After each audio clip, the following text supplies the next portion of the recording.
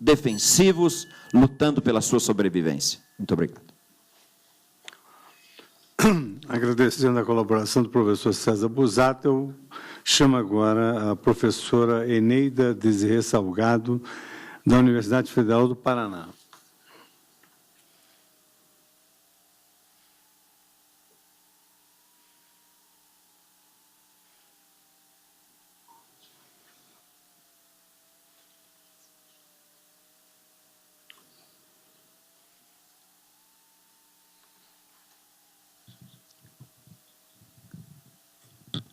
Excelentíssimo ministro Luiz Fux, excelentíssima doutora Sandra Curosso, procuradora-geral da República, senhora Carmen Lilian, secretária dessa audiência. Boa tarde a todos. Inicialmente, eu gostaria de louvar a iniciativa do ministro Luiz Fux de realizar essa audiência pública, com real abertura para participação de interessados. Esse diálogo com a sociedade, proposto nessa ocasião pelo ministro relator, demonstra, como bem referiu o próprio ministro Luiz Fux, a tendência do Poder Judiciário de ampliar sua legitimação democrática e garantir a confiança do povo também pela construção aberta e dialética de seus argumentos. Ouso aqui, como integrante da Sociedade Aberta de Intérpretes da Constituição, trazer algumas impressões sobre o tema do financiamento da política. Coloco-me, como aponta Peter Heiberle, inserida no círculo pluralista de intérpretes, exercendo um direito de participação democrática. Insisto em realizar uma leitura constitucional do tema, porque me parece que este é o fórum para tal análise. Discorrer sobre o melhor sistema de financiamento ou aperfeiçoar as regras do jogo democrático em sede judiciária me parece ir além da judicialização da política, revelando um flerte com a politização da justiça, onde a Corte Constitucional passa a exercer um forte papel, por vezes protagonista, de ator político. O controle de constitucionalidade, a seu turno, é absolutamente necessário para assegurar a supremacia da Constituição e sua força normativa. E o controle judicial é um dos pilares dessa garantia. Porém, o Supremo Tribunal Federal deve decidir segundo a Constituição e não sobre a Constituição, como afirma Gustavo Zagrebelski. Nas decisões de constitucionalidade, nessas questões de constitucionalidade, o Poder Judiciário funciona como um árbitro, e suas decisões devem ser capazes de se sustentar em face de testes de legitimidade.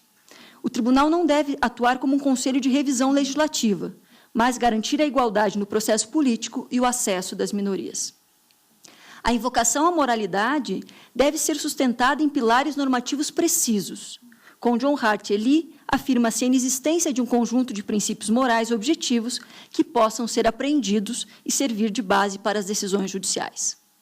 Para Ingeborg Maus, o conceito de Constituição é alterado quando o Poder Judiciário assume o papel de realizar o interesse social e de substituir a formação da vontade política por discursos de moralidade pretensamente pública.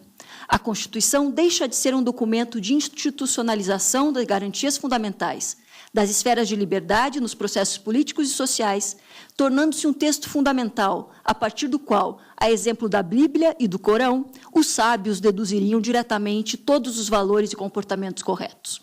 Em face da provocação de um dos legitimados, o Supremo Tribunal Federal deve examinar se o modelo de financiamento da política, hoje em vigor, é constitucional ou não. Sem buscar modelos perfeitos, sem uma visão perfeccionista, que pretenda fazer do texto constitucional, do sistema político, dos partidos políticos e dos cidadãos o melhor possível, segundo seus próprios critérios. Aqui cabe outra vez a ressalva de Gustavo Zagrebelski. Nunca se insistirá bastante nessa ideia. Quando se exercem funções jurisdicionais, se devem deixar à parte as próprias opiniões sobre as virtudes ou os vícios de uma determinada lei. A única coisa que se deve tomar em consideração é se o legislador pôde razoavelmente ditar tal lei. E é isso que se passa a analisar. O Conselho Federal da Ordem dos Advogados do Brasil provocou o Supremo Tribunal Federal buscando a declaração de inconstitucionalidade dos dispositivos da lei dos partidos políticos e da lei das eleições, que permitem a doação de pessoas jurídicas para partidos políticos e para campanhas eleitorais e estabelecem tetos relativos para a doação de pessoas físicas e o uso dos recursos próprios dos candidatos, afirmando a ofensa à igualdade, à democracia e à república em face da proteção deficiente do legislador a esses princípios. A OAB ainda pede decisão de natureza substitutiva do STF, com manipulação de efeitos na declaração de inconstitucionalidade, a exortação ao legislador e, em caso de omissão do Parlamento em resolver a questão superar 18 meses, a inicial defende a atribuição provisória ao Tribunal Superior Eleitoral para a expedição de norma regulando a questão. Iniciando pelas questões materiais, a ação baseia a inconstitucionalidade das normas indicadas na ofensa a princípios constitucionais. De fato, um dos princípios constitucionais estruturantes do direito eleitoral brasileiro é o princípio da máxima igualdade na disputa eleitoral. Este princípio, derivado do princípio republicano e da exigência da igualdade, demanda igualdade em relação ao voto, à efetiva representação e também a igualdade entre os candidatos. A ideia de igualdade entre os candidatos pode, segundo Oscar Sanches Munhoz, ser compreendida a partir de um princípio de não discriminação, de cunho liberal, ou a partir da exigência de uma intervenção estatal que assegure um equilíbrio. O sistema brasileiro se aproxima mais dessa segunda leitura e vai impor uma regulação das campanhas eleitorais, estabelecendo restrições à propaganda eleitoral, vedação ao uso do poder público nas campanhas, reservas à atuação dos meios de comunicação social e controle do poder econômico. Problema não resolvido nos sistemas democráticos, a influência do dinheiro na política é um desafio para a autenticidade das eleições. Nas democracias de massa, a exigência de recursos financeiros para a realização da propaganda surge como um forte elemento de desigualdade. Assim, o controle de financiamento de campanhas se justifica a partir do comando constitucional da máxima igualdade entre os candidatos. A atuação do Estado na regulamentação das contribuições e dos gastos tem razões igualitárias. As restrições se justificam pela demanda de grupos concentrada na oportunidade plena e equitativa para participar no debate público. A ação direta de inconstitucionalidade 4650 propõe que se interprete o princípio de igualdade de maneira mais restritiva, afirmando a incompatibilidade da existência de limites relativos para doações de pessoas físicas ou de que o teto de recursos próprios dos candidatos seja estabelecido pelo partido político ou pela coligação, bem como a impossibilidade de doação por pessoas jurídicas. Ainda que a solução proposta pela Ordem dos Advogados do Brasil possa parecer desejável, embora um tanto ingênua, o atual sistema não é inconstitucional. Outras disposições, inclusive normas do texto constitucional, pressupõem a desigualdade entre candidatos e grupos políticos. Veja-se, por exemplo, a possibilidade de reeleição trazida pela Emenda Constitucional 16 de 97, e que, alterando o parágrafo 5º, sem compatibilizar o parágrafo 6º do artigo 14, cria uma regra de privilégio. O candidato administrador mantém-se no cargo durante a campanha eleitoral, o que leva à restrição do direito de todo e qualquer cidadão a concorrer em igualdade de condições com essas autoridades. Essa regra iníqua, embora objeto de ação direta de inconstitucionalidade, não foi afastada pelo Supremo Tribunal Federal. A ADIM 1805 teve apenas apreciação em relação à medida cautelar, indeferida por maioria. A ação está conclusa ao relator desde 9 de fevereiro de 2011. Uma desigualdade gritante que permanece no sistema. A divisão do fundo partidário e do acesso ao rádio e à televisão também é feita desigualmente. Mesmo com a declaração de inconstitucionalidade do artigo 13 da Lei dos Partidos Políticos, a cláusula de barreira, e de seus reflexos, nas ADIMs 1351 e 1354, em dezembro de 2006, as garantias constitucionais aos partidos políticos foram distribuídas desigualmente pelo Tribunal Superior Eleitoral nas resoluções 22.503 e 22.506. Atualmente, com a modificação estabelecida pela Lei 11.459 de 2007 na Lei dos Partidos Políticos, apenas 5% do fundo partidário é dividido por igual.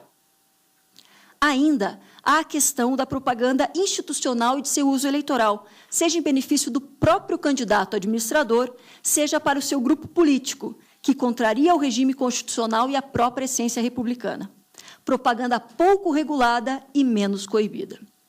Para além dessas desigualdades jurídicas, existem desigualdades fáticas. Os candidatos têm patrimônios desiguais e as ideias políticas têm impacto distinto na sociedade.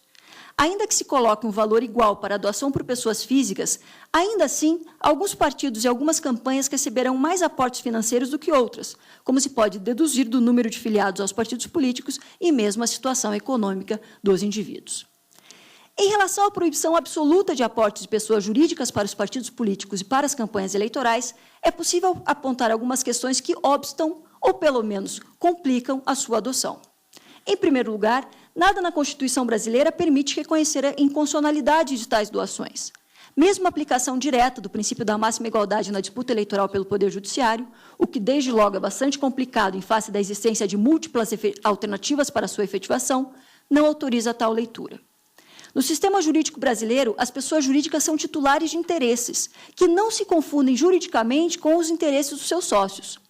Uma empresa produtora de bebidas alcoólicas, por exemplo, tem interesse que não se proíba a propaganda de bebidas. Ou ainda, uma empresa ambientalmente responsável e reconhecida socialmente por tal postura pode desejar licitamente, legitimamente, promover um programa de governo que opte pelo respeito ao meio ambiente de maneira mais enfática. Isso revela que não há óbice ao apoio por pessoas jurídicas, ainda que financeiro, e desde que nos limites na forma da lei, a partidos ou candidatos que compartilhem visões semelhantes. Além disso, o Supremo Tribunal Federal tem reconhecido a existência de direitos fundamentais das pessoas jurídicas, como revela o voto do ministro Gilmar Mendes nos mandatos de segurança que criaram a fidelidade partidária no ordenamento jurídico brasileiro. A Ordem dos Advogados do Brasil afirma que o financiamento dos partidos e das campanhas implica uma relação promíscua entre o capital e o meio político, e que a doação de hoje torna-se o crédito de amanhã. Ainda que, de fato, exista uma coincidência nefasta entre alguns doadores de campanha e aqueles que realizam contratos com a administração pública, isso demonstra, mais do que uma insuficiência da legislação eleitoral, uma falta de cumprimento dos princípios constitucionais da administração pública, como a impessoalidade, além do desrespeito às regras de contratação.